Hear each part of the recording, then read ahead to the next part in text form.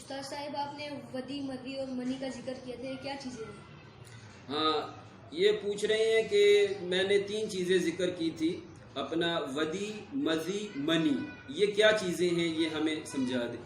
تو بات یہ ہے کہ اللہ پاک کی قدرت ہے کہ ایک ہی مقام سے وہ جو ہے وہ پانی نکالتا ہے، اس پانی کو ہم پیشاب کہہ دیتے ہیں، پھر اسی مقام سے وہ پانی نکالتا ہے، اس کو ہم جو ہے ودی کہہ دیتے ہیں، اسی مقام خاص سے وہ پانی نکالتا ہے، اس کو ہم مزی کہہ دیتے ہیں، اسی مقام خاص سے وہ جو ہے پانی نکالتا ہے، اس کو ہم منی کہہ دیتے ہیں۔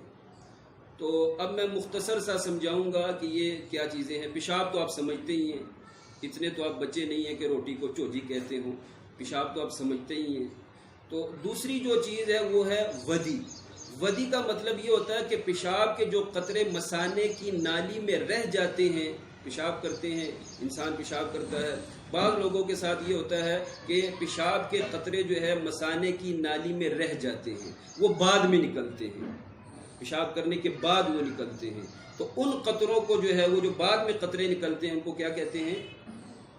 ودی کہتے ہیں۔ ماشاءاللہ بڑے چکنے ہو کر یہ بیٹھے ہوئے ہیں، تو اس کو جو ہے وہ ودی کہتے ہیں۔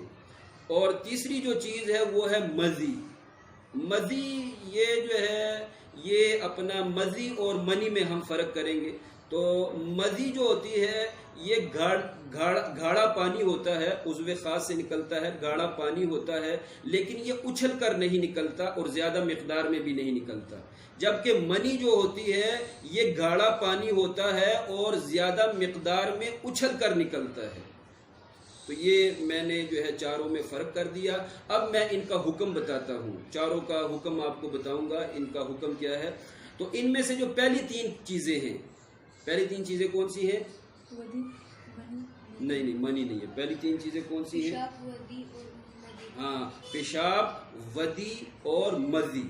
پیشاب، ودی اور مزی، ان تینوں چیزوں کے نکلنے سے جو ہے وضو ٹوٹ جاتا ہے، غسل لازم نہیں ہوتا۔ کیا ہوتا ہے؟ وضو ٹوٹ جاتا ہے لیکن غسل لازم نہیں ہوتا۔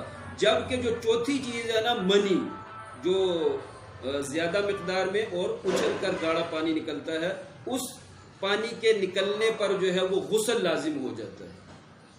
البتہ یہ جو چاروں چیزیں ہیں یہ ناپاک ہے، اگر کپڑے کو لگ جائیں یا جسم کو لگ جائے تو جسم کا کپڑے کا پاک کرنا ضروری ہے۔